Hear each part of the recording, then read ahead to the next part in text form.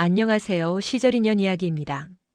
오늘의 사연은 30년 만에 딸의 결혼식에 나타난 한 친정 엄마의 이야기입니다.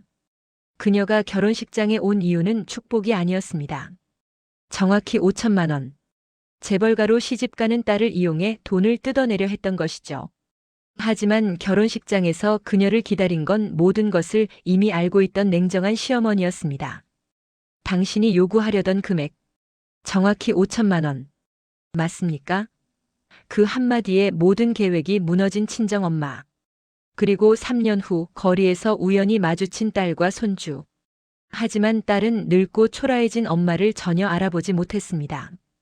탐욕이 부른 비극, 그리고 너무 늦은 후회. 과연 이 엄마에게는 어떤 결말이 기다리고 있을까요? 지금부터 그 충격적인 이야기 시작합니다. 따라오시지요. 김영숙 씨. 차갑고 낮은 목소리가 등 뒤에서 들려왔습니다. 60대 초반의 김영숙 씨는 그 순간 온몸이 얼어붙는 것을 느꼈습니다. 화려한 결혼식장의 대리석 바닥 위 수백 명의 하객들 사이에서 그녀는 혼자 멈춰 섰습니다. 뒤를 돌아보니 우아하고 기품 있는 50대 여성이 서 있었습니다. 바로 딸의 시어머니 재벌가의 안주인이었습니다. 영숙 씨는 도망치고 싶었습니다. 하지만 시어머니의 양옆에는 건장한 체격의 남성 2명이 그림자처럼 서 있었습니다. 그들은 하객이 아닌 경호원이었습니다. 영숙 씨는 어쩔 수 없이 시어머니를 따라 식장 외부의 작은 대기실로 끌려가듯 이동했습니다. 문이 닫히자마자 시어머니는 품이 있던 미소를 완전히 지우고 얼음장 같은 얼굴로 영숙 씨를 응시했습니다. 김영숙 씨, 당신의 존재는 이미 알고 있었습니다. 그리고 당신이 오늘 여기 온 목적도 정확히 알고 있습니다. 영숙 씨는 숨이 막혔습니다. 시어머니는 테이블 위에 깨끗한 백지 한 장을 올려놓으며 차갑게 말을 이어갔습니다. 당신이 우리 신랑에게 접근해서 친정 엄마라는 이름으로 요구하려던 금액. 정확히 5천만 원. 맞습니까? 영숙 씨의 얼굴은 창백하게 질렸습니다. 자신이 마음속으로만 계획했던, 아무에게도 말하지 않았던 그 정확한 숫자가 시어머니의 입에서 나왔습니다. 그녀는 한마디도 변명할 수 없었습니다. 시어머니의 눈빛은 차갑게 말하고 있었습니다. 당신은 이미 게임에서 졌습니다. 당신이 평생 지은이를 모르는 사람처럼 살지 않는다면 우리는 당신의 과거를 세상에 알리는 것을 주저하지 않을 것입니다. 영숙 씨는 경호원들에게 이끌려 결혼식장 뒷문으로 쫓겨나듯 나왔습니다. 화려한 꽃향기와 축복의 함성 소리가 그녀의 비참함을 더욱 짓눌렀습니다. 그녀가 손에 쥔 것은 아무것도 없었습니다. 5천만 원은커녕 딸의 결혼식에서 엄마로 인정받을 최소한의 자격조차 박탈당했습니다. 길거리에 주저앉은 영숙 씨는 하염없이 눈물을 흘렸습니다. 이 모든 비극은 대체 어디서부터 시작된 것일까요? 3개월 전으로 돌아가 이야기는 시작됩니다. 김영숙 씨의 현재는 비참했습니다. 그녀는 서울 외곽의 반지하 단칸방에서 겨우 생계를 이어가고 있었습니다. 낡은 벽지가 곰팡이로 얼룩진 방, 창문 너머로는 사람들의 발만 보이는 좁은 시야. 이것이 60대 초반 김영숙 씨의 전부였습니다. 그녀의 인생이 이렇게 밑바닥까지 추락한 이유는 명확했습니다. 젊은 시절 영숙 씨는 뜨거운 도박 중독에 빠져 있었습니다. 카지노와 경마장을 전전하며 가정을 돌보지 않았고 복잡한 남자 관계는 남편과 딸에게 지울 수 없는 상처를 남겼습니다. 결국 그녀는 당시 겨우 10살이었던 딸 지은과 남편을 버리고 집을 나섰습니다. 뒤돌아보지 않았던 그 선택의 대가는 외롭고 가난한 노년이었습니다. 영숙 씨는 가끔 딸을 떠올렸습니다. 지은이는 지금 어떻게 살고 있을까? 혹시 잘 살고 있을까? 하지만 차마 연락할 용기는 없었습니다. 자신이 버린 딸 앞에 염치 없는 엄마의 모습으로 나타날 수는 없었기 때문입니다. 그런 영숙 씨의 인생의 전환점이 찾아온 것은 어느 평범한 오후였습니다. 그녀는 동네 식당에서 국밥 한 그릇을 먹으며 테이블 위에 놓인 신문을 무심코 펼쳤습니다. 그리고 그 신문의 사회면 한 귀퉁이에서 영숙 씨의 심장을 멈추게 만드는 기사를 발견했습니다. 어그룹 손자 이번 주 결혼. 신부는 평범한 가정 출신. 기사에는 화려한 예식장 사진과 함께 신랑과 신부의 이름이 작게 실려 있었습니다. 신부의 이름 이지은. 바로 영숙 씨가 30년 전 버리고 떠났던 친딸의 이름이었습니다. 영숙 씨는 떨리는 손으로 신문을 들어 올렸습니다. 사진 속 딸은 몰라보게 아름답게 자라 있었고 재벌가의 손자와 함께 환하게 웃고 있었습니다. 기사는 계속 이어졌습니다. 결혼식 비용만 2억 원 추정, 신랑 측 자산 수천억 대, 신부 측은 홀아버지가 혼주. 영숙 씨의 머릿속은 복잡하게 돌아가기 시작했습니다. 딸이 재벌가로 시집을 간다. 그것도 결혼식 비용만 2억 원이 드는 상상도 할 수 없는 부잣집으로. 그리고 자신은 명백한 친정 엄마였습니다. 순수한 모성애가 아니었습니다. 오랜 가난과 절망 속에서 꿈틀거리는 탐욕이었습니다. 나는 지은이의 엄마다. 이 결혼식에 가서 신랑 측에 조용히 접근한다면 5천만 원 정도는 받아낼 수 있지 않을까? 영숙 씨는 그날부터 딸의 결혼식 날짜만을 손꼽아 기다리기 시작했습니다. 그녀의 목적은 단 하나, 친정 엄마의 존재를 빌미로 신랑 측에서 거액의 돈을 받아내는 것이었습니다. 5천만 원이면 이 반지하 방을 벗어나 새로운 삶을 시작할 수 있을 것 같았습니다. 하지만 영숙 씨는 몰랐습니다. 그녀의 탐욕스러운 계획이 이미 누군가의 철저한 감시 아래 있었다는 사실을. 그리고 그 누군가는 영숙 씨가 상상할 수 없을 만큼 냉정하고 강력한 사람이었다는 것을 말입니다. 신문 기사를 발견한 그날 밤 영숙 씨는 잠을 이룰 수 없었습니다. 낡은 이불 속에서 뒤척이며 그녀는 끊임없이 계산했습니다. 5천만 원.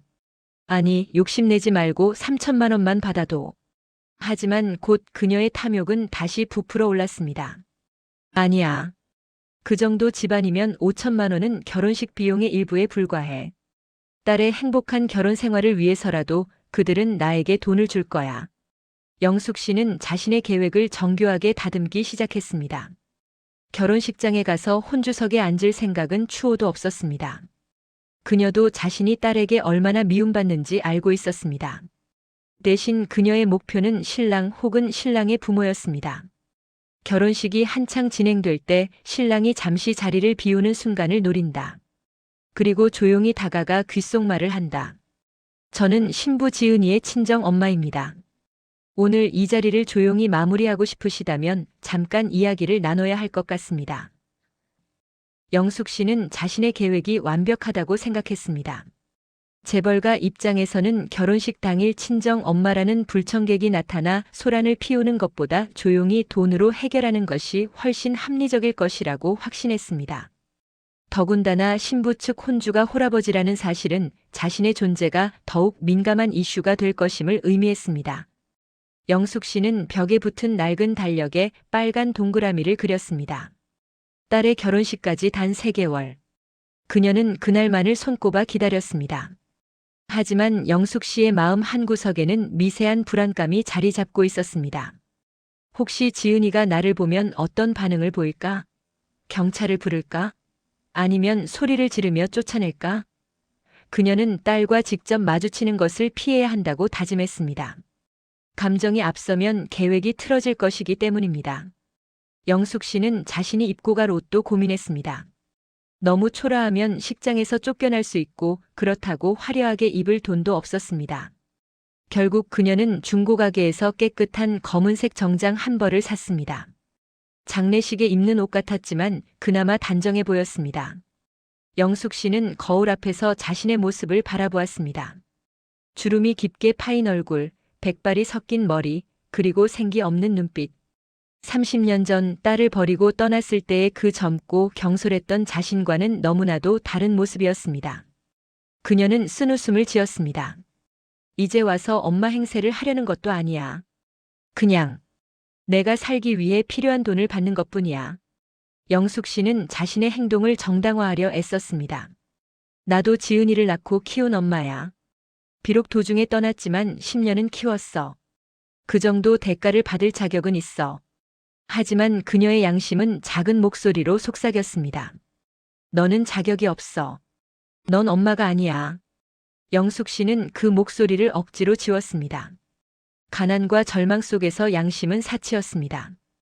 결혼식 날짜가 한 달 앞으로 다가왔을 때 영숙 씨는 마침내 결심했습니다.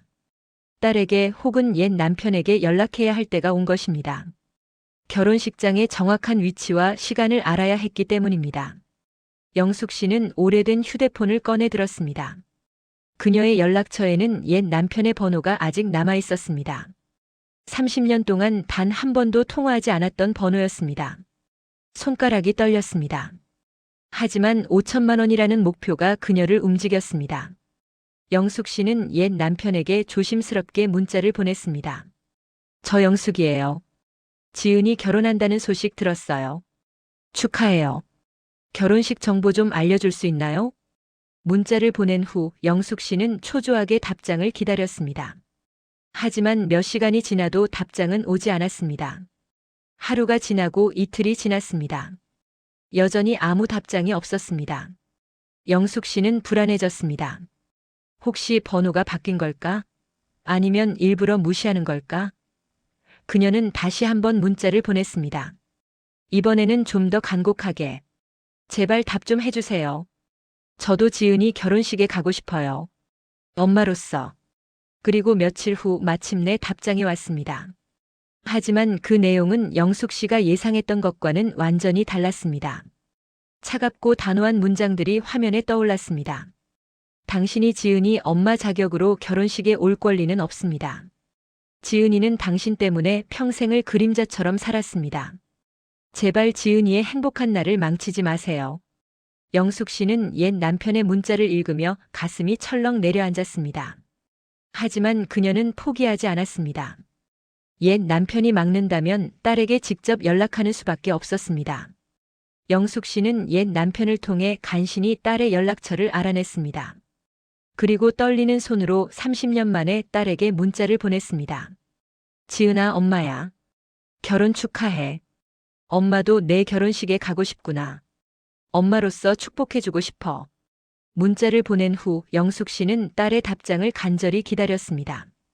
혹시 지은이가 이해해줄까? 혹시 용서해줄까? 하지만 그녀의 마음 깊은 곳에서는 알고 있었습니다. 딸이 자신을 용서할 리 없다는 것을. 그리고 자신이 진정으로 원하는 것은 딸의 용서가 아니라 5천만 원이라는 것을. 얼마 지나지 않아 딸 지은의 답장이 도착했습니다. 영숙 씨는 떨리는 손으로 문자를 열었습니다. 그리고 그 내용을 읽는 순간 그녀의 얼굴은 창백하게 변했습니다. 딸 지은이 보낸 문자는 짧았지만 그 안에 담긴 감정은 영숙 씨의 심장을 얼어붙게 만들었습니다. 결혼식장에 오시는 건 막지 않겠습니다. 하지만 엄마의 자격으로는 절대 아닙니다. 저는 아버지만을 혼주로 모실 것입니다. 그리고 만약 단 한 번이라도 저의 행복을 망치거나 신랑 측에 불미스러운 요구를 하신다면 그 자리에서 경찰을 부르겠습니다. 저에게 당신은 더 이상 엄마가 아닙니다. 영숙 씨는 문자를 읽고 또 읽었습니다.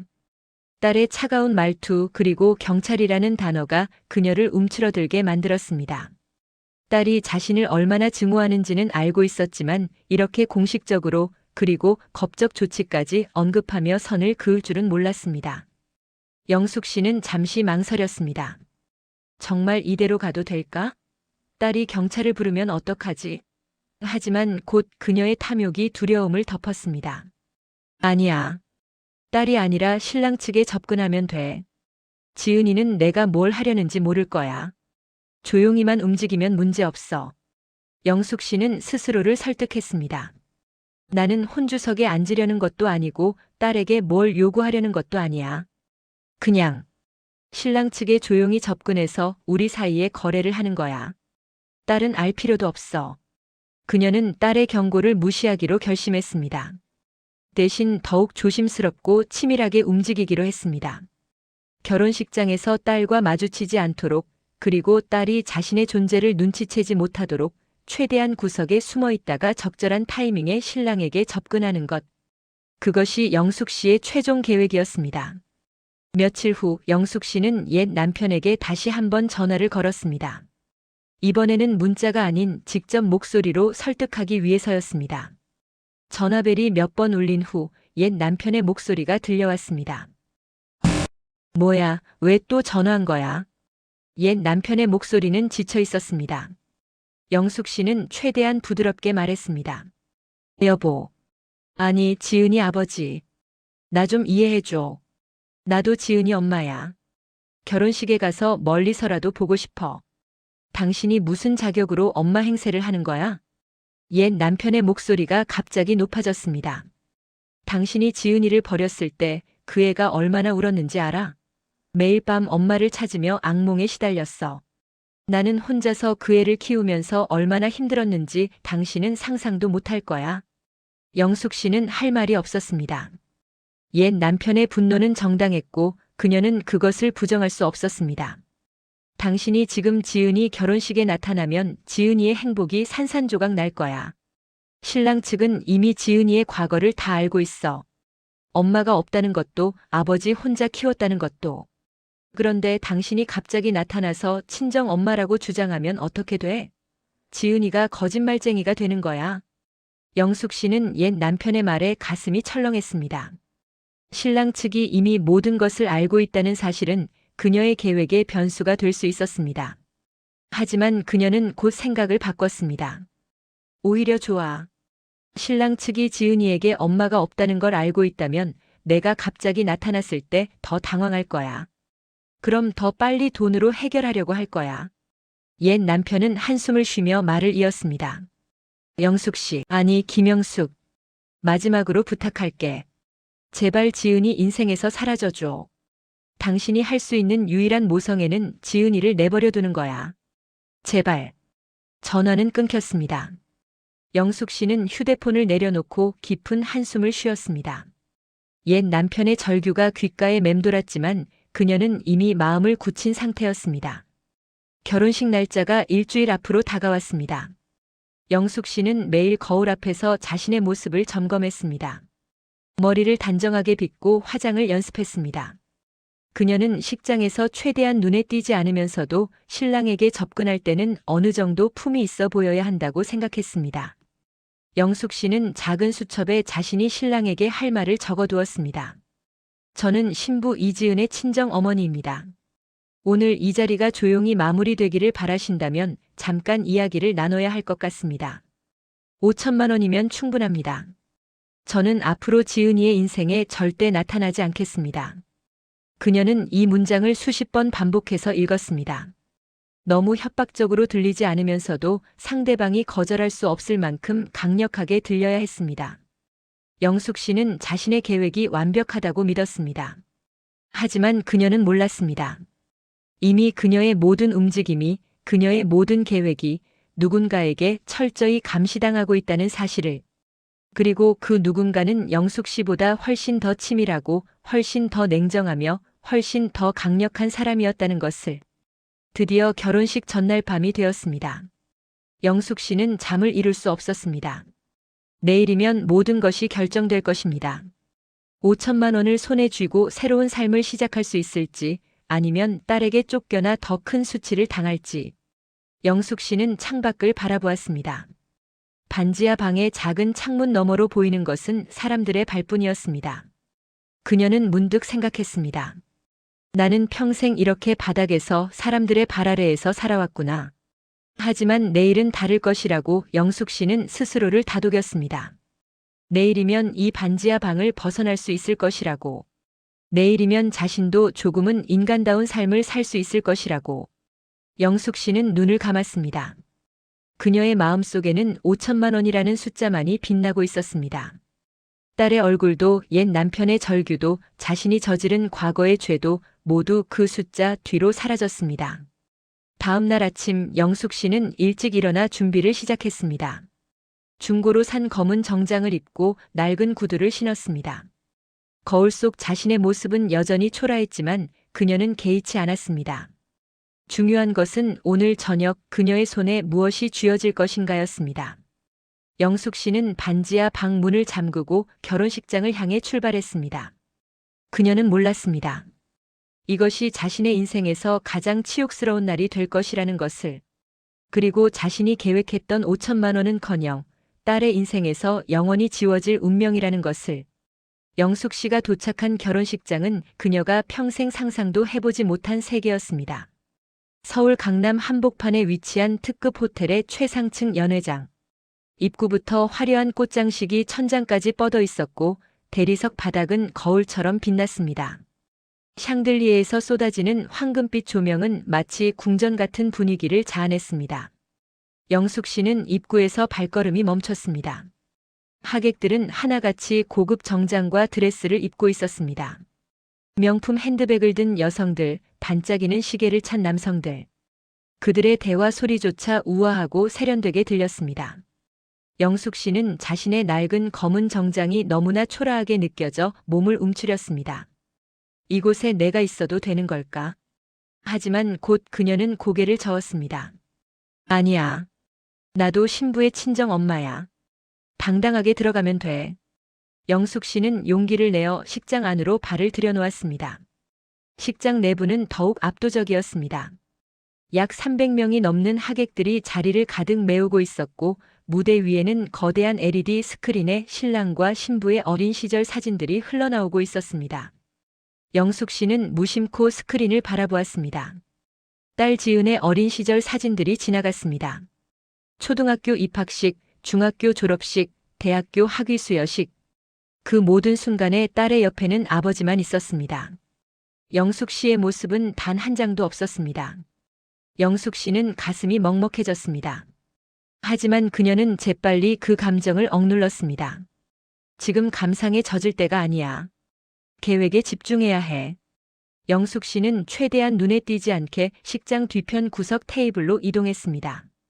그곳은 신부 측도 신랑 측도 아닌 애매한 위치의 빈 테이블이었습니다. 이름표도 없는 익명의 자리. 영숙 씨는 그곳에 조용히 앉아 주변을 살폈습니다. 식장 앞쪽에는 혼주석이 마련되어 있었습니다. 신랑 측 혼주석에는 우아한 50대 여성과 카리스마 있는 60대 남성이 앉아 있었습니다. 신랑의 부모, 즉 딸의 미래 시부모였습니다. 그들은 하객들의 인사를 받으며 품위 있는 미소를 지었습니다. 그들의 옆에는 재벌가 인사들로 보이는 사람들이 줄지어 인사를 건넸습니다. 반대편 신부 측 혼주석에는 영숙 씨가 아는 얼굴이 있었습니다. 옛 남편 지은의 아버지였습니다. 그는 깔끔한 정장을 입고 있었지만 표정은 어딘가 긴장되고 불편해 보였습니다. 아마도 재벌가와의 결혼이라는 무게감 때문이었을 것입니다. 그리고 그 옆자리. 신부 어머니가 앉아야 할 자리는 텅 비어 있었습니다. 영숙 씨는 그 빈자리를 바라보며 복잡한 감정을 느꼈습니다. 저 자리가 원래 내 자리였는데. 하지만 곧 그녀는 고개를 저었습니다. 아니야. 나는 저 자리에 앉을 자격이 없어. 그리고 앉고 싶지도 않아. 내가 원하는 건 오직 5천만 원뿐이야. 결혼식이 시작되었습니다. 웅장한 음악과 함께 신랑이 먼저 입장했습니다. 잘생긴 외모에 완벽한 체격, 그리고 자신감 넘치는 걸음걸이. 영숙 씨는 신랑을 주의 깊게 관찰했습니다. 저 사람이 내가 접근해야 할 타깃이야. 이어서 신부가 입장했습니다. 순백의 웨딩드레스를 입은 딸 지은은 눈부시게 아름다웠습니다. 아버지의 팔에 기댄 채 천천히 걸어오는 그녀의 모습에 하객들은 감탄사를 쏟아냈습니다. 영숙 씨도 숨을 멈추고 딸을 바라보았습니다. 30년 만에 보는 딸의 모습. 영숙 씨가 떠났을 때 딸은 겨우 10살이었습니다. 그때는 작고 약해 보이던 아이가 이제는 이렇게 성숙하고 당당한 여성으로 자라 있었습니다. 영숙 씨는 순간적으로 눈물이 핑 돌았습니다. 내가 없어도 지은이는 이렇게 잘 자랐구나.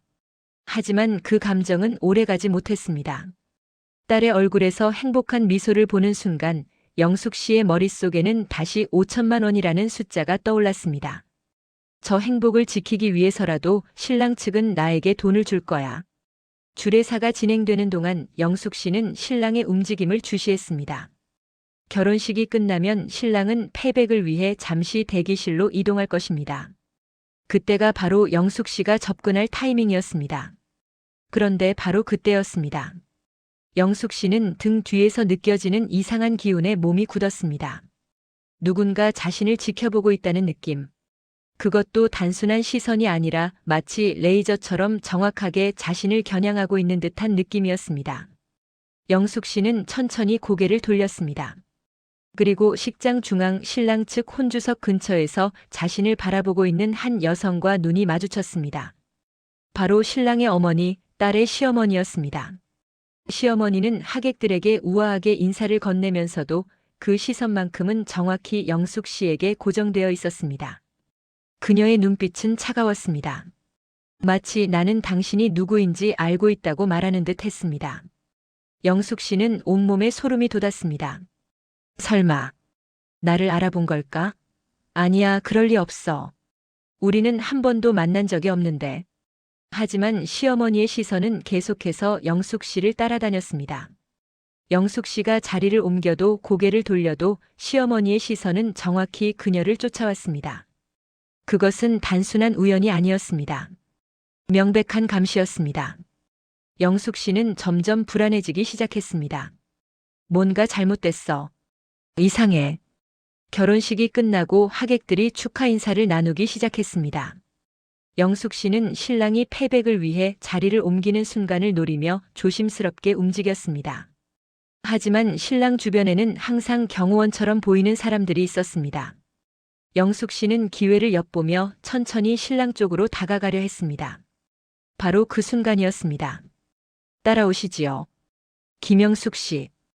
영숙 씨의 등 뒤에서 차갑고 낮은 목소리가 들려왔습니다. 영숙 씨는 몸이 얼어붙었습니다.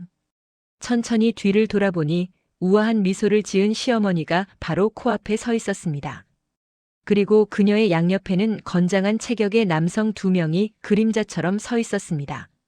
시어머니는 부드럽게 말했지만 그 목소리에는 거부할 수 없는 강제력이 담겨 있었습니다. 저희가 준비한 방이 있습니다. 조용히 이야기를 나눠야 할 것 같습니다. 영숙 씨는 도망치고 싶었습니다. 하지만 경호원들의 존재, 그리고 하객들의 시선 때문에 그녀는 꼼짝할 수 없었습니다. 영숙 씨는 어쩔 수 없이 시어머니를 따라 식장 외부에 마련된 작은 대기실로 이끌려갔습니다. 문이 닫히는 순간 영숙 씨는 직감했습니다. 자신의 계획은 이미 들통났다는 것을, 그리고 자신이 상대한 사람은 감히 넘볼 수 없는 거대한 벽이라는 것을.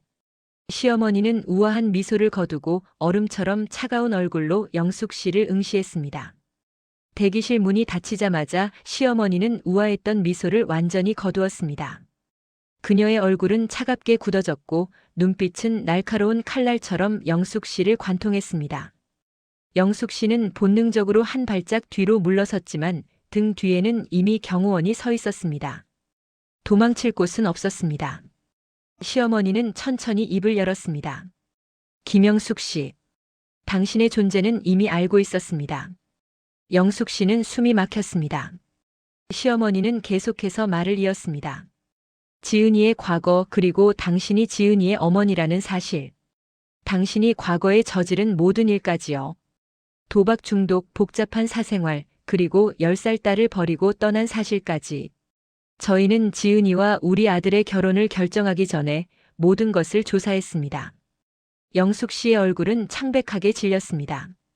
자신의 과거가 자신이 숨기고 싶었던 모든 치부가 이미 낱낱이 파헤쳐졌다는 사실에 공포가 밀려왔습니다.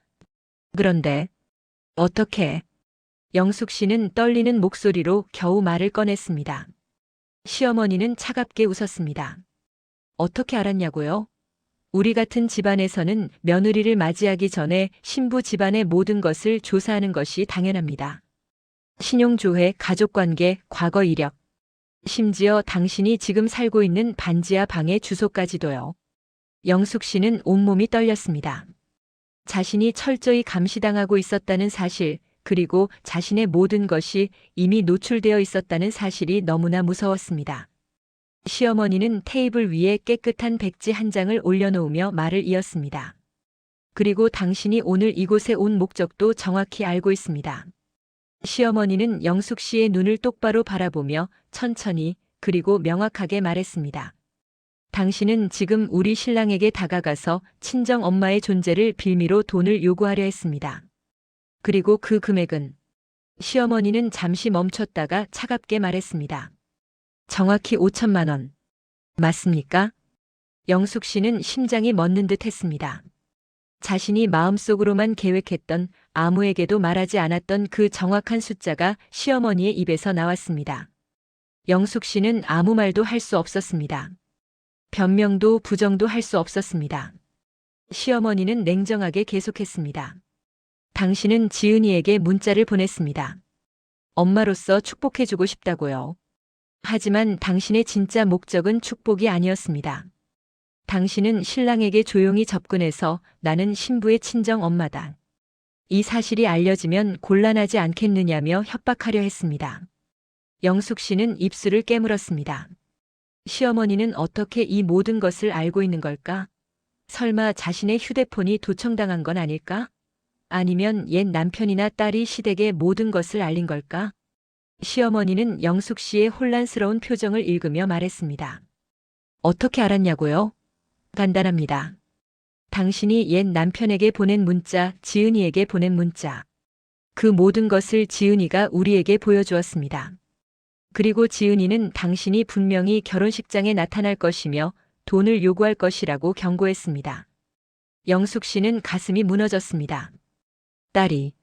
자신의 딸이 시댁에 모든 것을 털어놓았다는 것, 그리고 딸이 자신을 완전히 신뢰하지 않았다는 것, 그것이 영숙 씨에게는 무엇보다 아팠습니다. 지은이는 나를 그렇게 생각했구나. 영숙 씨는 힘없이 중얼거렸습니다. 시어머니는 차갑게 대답했습니다. 당연하지 않습니까? 당신은 30년 동안 지은이의 인생에 없었습니다. 그런데 갑자기 지은이가 재벌가로 시집 간다는 소식을 듣자마자 나타났습니다. 지은이가 당신을 어떻게 생각하겠습니까? 시어머니는 자리에서 일어나 창밖을 바라보며 말을 이었습니다. 김영숙 씨, 솔직히 말해서 5천만 원은 우리 집안의 큰 돈이 아닙니다. 영숙 씨는 고개를 들었습니다. 혹시 돈을 주려는 건가? 하지만 시어머니의 다음 말은 영숙 씨의 기대를 산산조각 냈습니다. 하지만 우리는 당신에게 단 한 푼도 주지 않을 것입니다. 시어머니는 영숙 씨를 돌아보며 냉정하게 말했습니다. 왜냐하면 당신에게 돈을 주는 순간 당신은 계속해서 지은이를 찾아올 것이기 때문입니다. 오늘은 5천만 원, 다음에는 1억 원, 그 다음에는 2억 원. 끝이 없을 것입니다. 우리는 그런 불필요한 고리를 만들지 않습니다. 영숙 씨는 절망했습니다. 돈을 받을 수 없다는 것도 충격이었지만 더 큰 충격은 자신의 본성이 이렇게 정확히 간파당했다는 것이었습니다. 시어머니의 말이 맞았습니다. 영숙 씨는 5천만 원을 받고 나면 분명히 더 많은 것을 요구했을 것입니다. 시어머니는 다시 테이블 앞에 앉으며 말했습니다. 우리는 지은이를 며느리가 아닌 우리 집의 귀한 딸로 맞이했습니다. 지은이의 과거는 우리 아이가 감당해야 할 무게가 아닙니다. 그리고 저희는 당신처럼 탐욕스러운 그림자가 지은이의 행복을 영원히 갉아먹는 것을 원치 않습니다. 시어머니는 백지를 가리키며 말했습니다. 당신이 요구하려던 5천만 원. 이 숫자는 당신의 탐욕을 증명하는 증거일 뿐입니다. 당신은 지은이의 엄마가 아닙니다. 당신은 그저 지은이의 행복을 이용해 돈을 뜯어내려는 사기꾼일 뿐입니다. 영숙 씨는 고개를 숙였습니다. 반박할 말이 없었습니다. 시어머니의 모든 말이 사실이었기 때문입니다. 시어머니는 마지막으로 말했습니다. 김영숙 씨, 우리는 오늘 당신을 조용히 보내드릴 것입니다. 하지만 이것이 마지막입니다. 만약 당신이 다시 지은이에게 접근하거나 우리 집안에 불미스러운 행동을 한다면 시어머니는 차갑게 웃으며 말을 이었습니다. 당신의 과거를 세상에 공개하는 것은 우리에게 아주 쉬운 일입니다. 당신이 저지른 도박 빚 복잡했던 남자관계, 그리고 딸을 버린 무책임한 어머니라는 사실. 이 모든 것을 언론에 알리는 데는 단 하루면 충분합니다. 영숙 씨는 온몸이 떨렸습니다. 이것은 단순한 협박이 아니었습니다. 시어머니는 실제로 그렇게 할 능력도 의지도 가진 사람이었습니다. 시어머니는 경호원들에게 눈짓을 했습니다. 경호원들은 영숙 씨를 일으켜 세우며 강압적이지 않지만 단호하게 퇴장을 유도했습니다. 경호원들이 영숙 씨를 일으켜 세우려는 순간 시어머니가 손을 들어 그들을 멈춰 세웠습니다. 시어머니는 아직 할 말이 남아 있다는 듯 다시 영숙 씨 앞에 섰습니다. 김영숙 씨, 제가 마지막으로 드릴 말씀이 있습니다.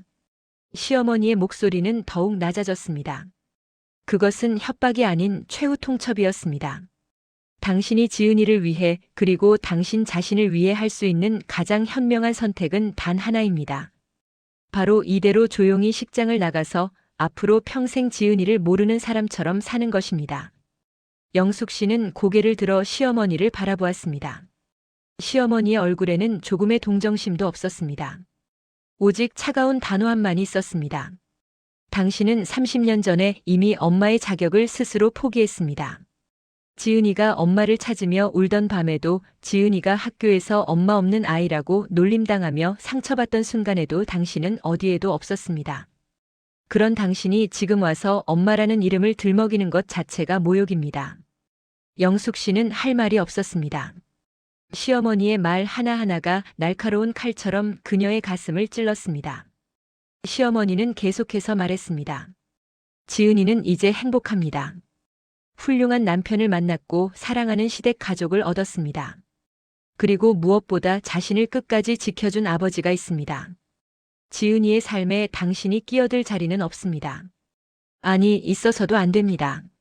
시어머니는 테이블 위에 놓인 백지를 집어들었습니다. 그리고 그것을 천천히 찢기 시작했습니다.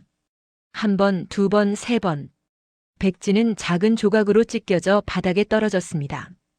이 종이는 당신이 요구하려던 5천만 원을 상징합니다. 하지만 보시다시피 그것은 이미 아무 가치도 없습니다. 당신의 계획은 시작도 하기 전에 끝났습니다. 영숙 씨는 바닥에 떨어진 종이 조각들을 멍하니 바라보았습니다. 그 조각들은 마치 자신의 인생처럼 산산이 부서져 있었습니다. 시어머니는 영숙 씨에게 한 걸음 더 다가왔습니다. 그녀의 목소리는 더욱 낮아지고 위협적으로 변했습니다.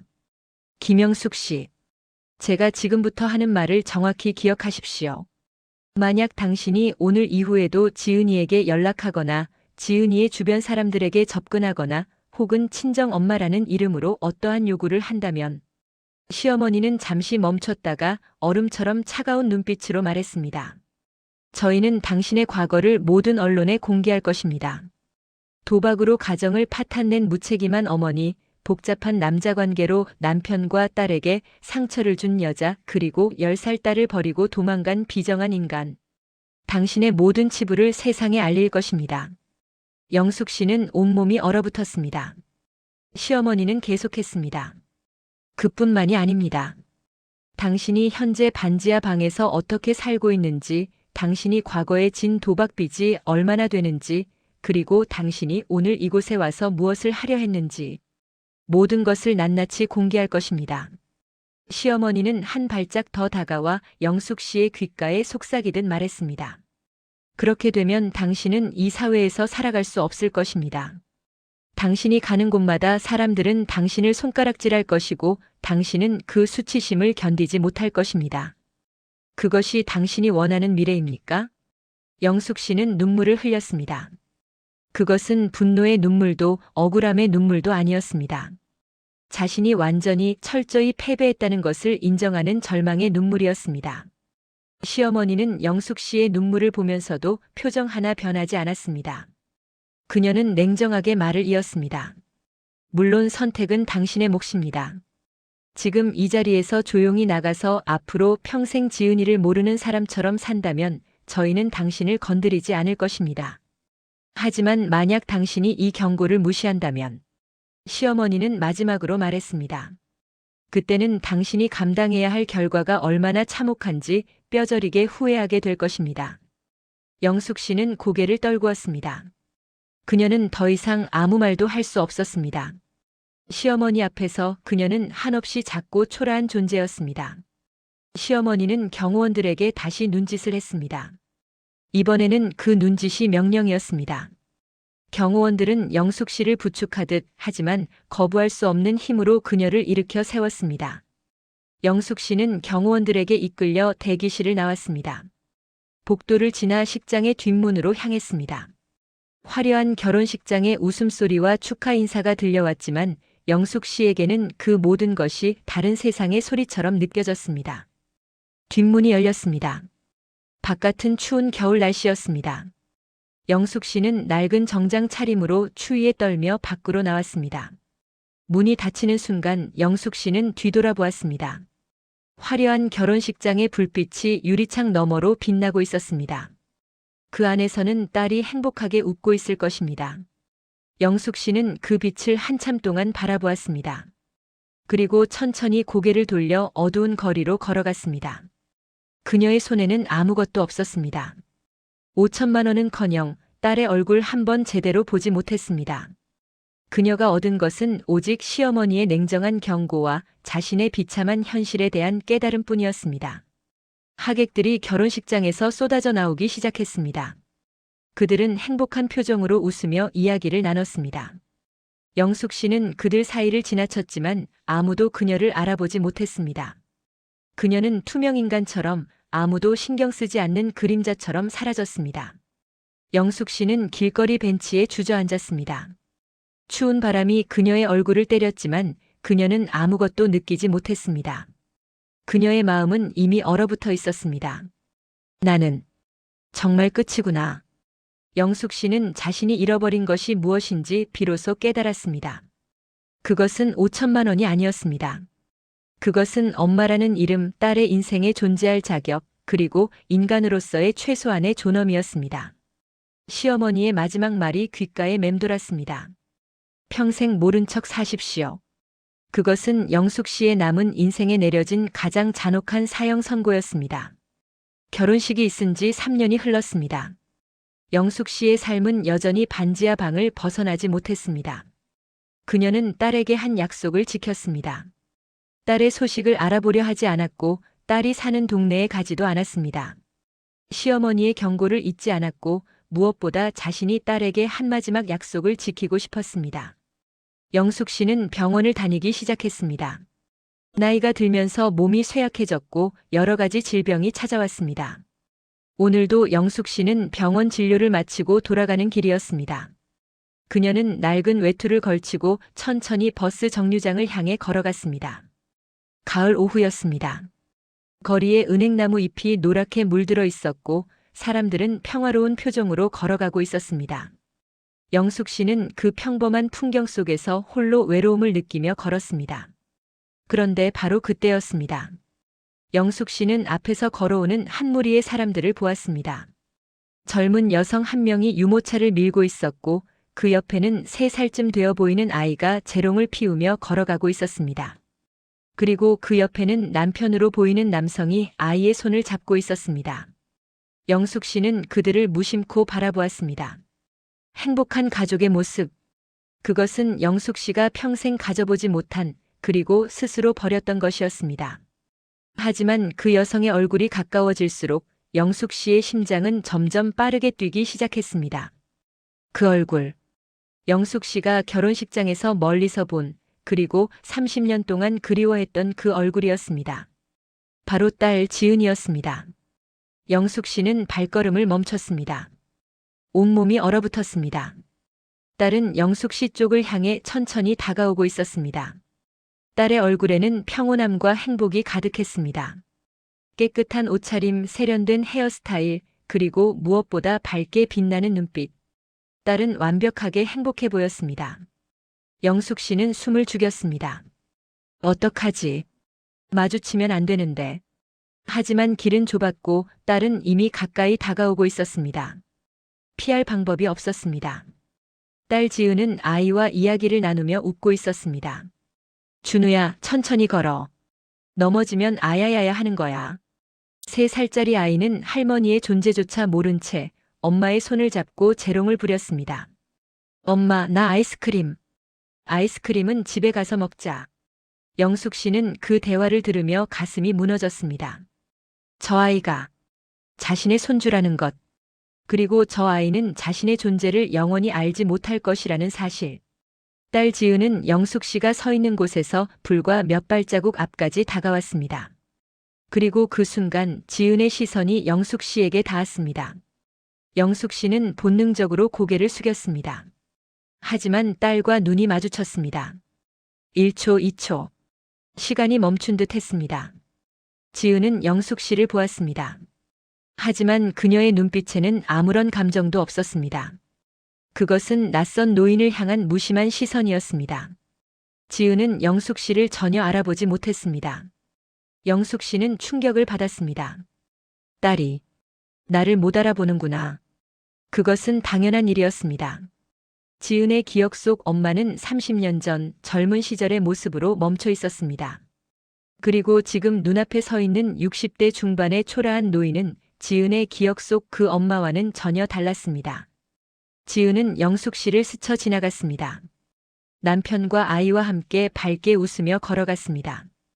영숙 씨는 그 자리에 서서 딸의 뒷모습을 하염없이 바라보았습니다. 딸의 웃음소리가 들렸습니다. 아이의 재롱 섞인 목소리가 들렸습니다. 남편의 따뜻한 목소리가 들렸습니다.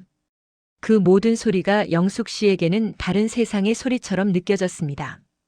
영숙 씨는 눈물을 흘리지 않았습니다. 대신 깊은 안도감을 느꼈습니다. 딸이 자신을 알아보지 못했다는 것은 자신이 정말로 딸의 삶에서 완전히 지워졌다는 것을 의미했습니다. 그리고 그것이 바로 영숙 씨가 바라던 일이었습니다. 잘 됐어. 지은아, 너는 이제 정말로 자유로워진 거야. 엄마라는 그림자가 없는 완전히 행복한 삶을 살고 있구나. 영숙 씨는 딸의 뒷모습이 완전히 사라질 때까지 그 자리에 서 있었습니다. 딸은 모퉁이를 돌아 사라졌고 영숙 씨는 그제야 한숨을 내쉬었습니다. 영숙 씨는 근처 공원의 벤치에 앉았습니다. 그녀는 방금 전 본 광경을 떠올렸습니다. 딸의 행복한 표정, 손주의 밝은 미소, 그리고 사랑이 가득한 가족의 모습. 나는 저런 것을 한 번도 만들어보지 못했어. 영숙 씨는 자신의 선택이 만들어낸 결과를 비로소 완전히 이해했습니다. 자신이 30년 전에 버렸던 것은 단순히 딸과 남편이 아니었습니다. 그것은 바로 저런 행복, 저런 평범하지만 소중한 일상이었습니다. 영숙 씨는 하늘을 바라보았습니다. 가을 하늘은 맑고 푸르렀습니다. 그녀는 속으로 기도하듯 말했습니다. 지은아, 내가 나를 알아보지 못해서. 엄마는 오히려 다행이야.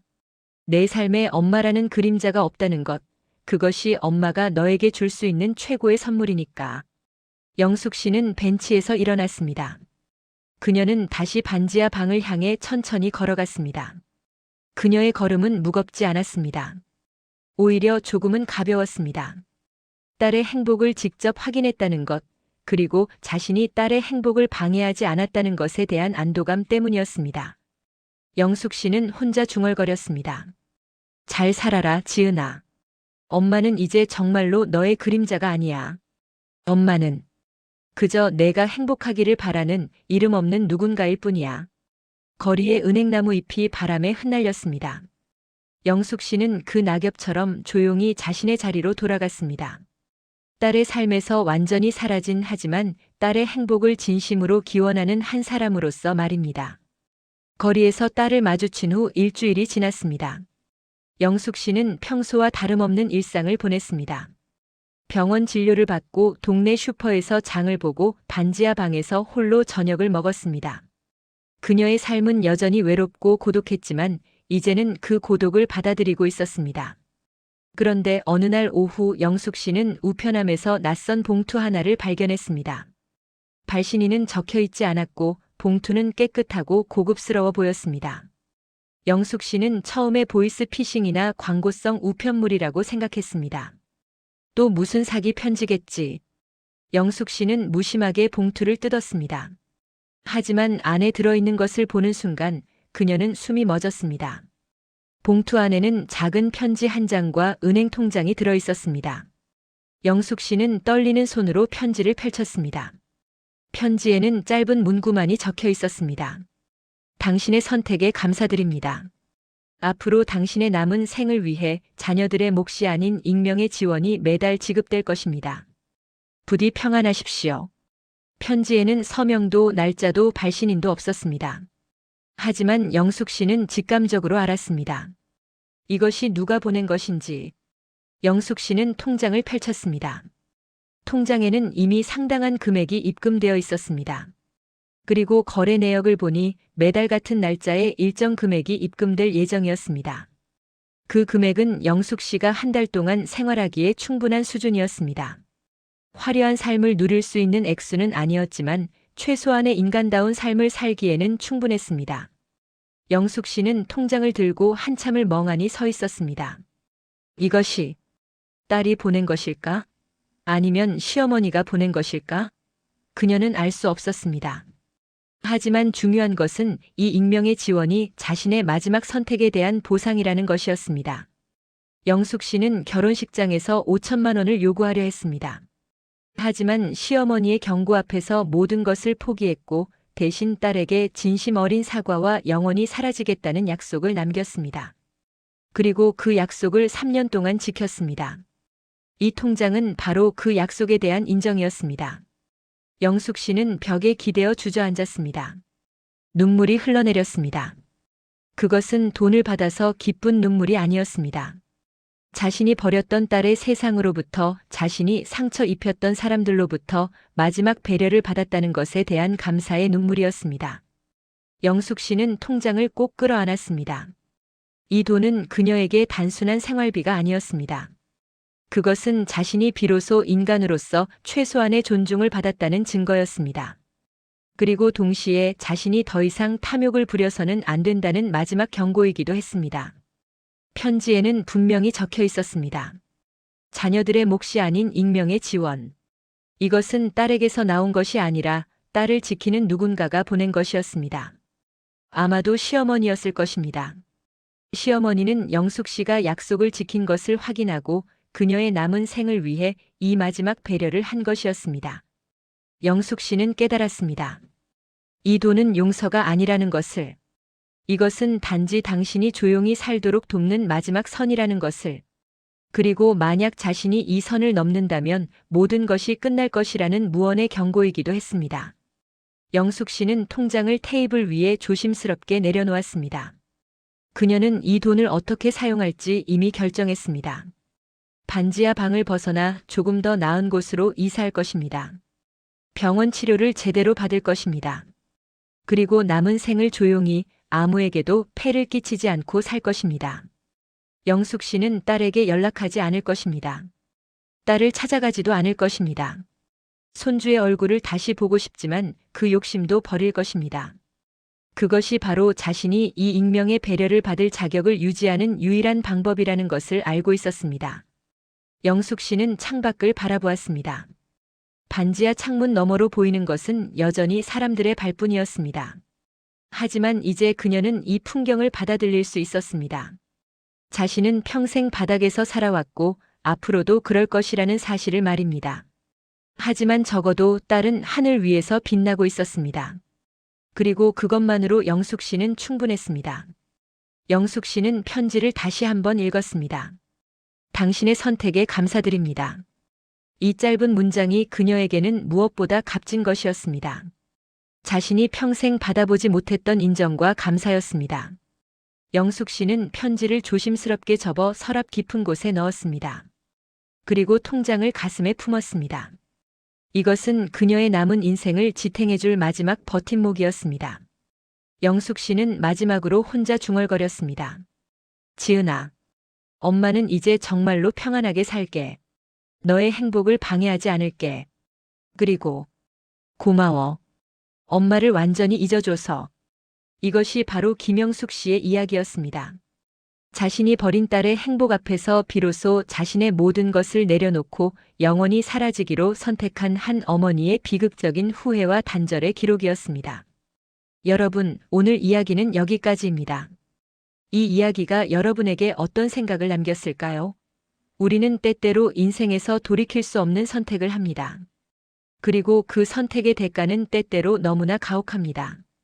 시절인연 이야기 채널은 다양한 사연과 정보, 그리고 공감할 수 있는 이야기들을 전해드립니다. 인생의 후반부를 살아가시는 분들, 그리고 그 시절을 이해하고 싶은 모든 분들을 위한 채널입니다. 구독과 좋아요는 저희에게 큰 힘이 됩니다. 그리고 댓글로 여러분의 생각을 나눠주시면 감사하겠습니다. 다음 이야기에서 또 만나요. 감사합니다.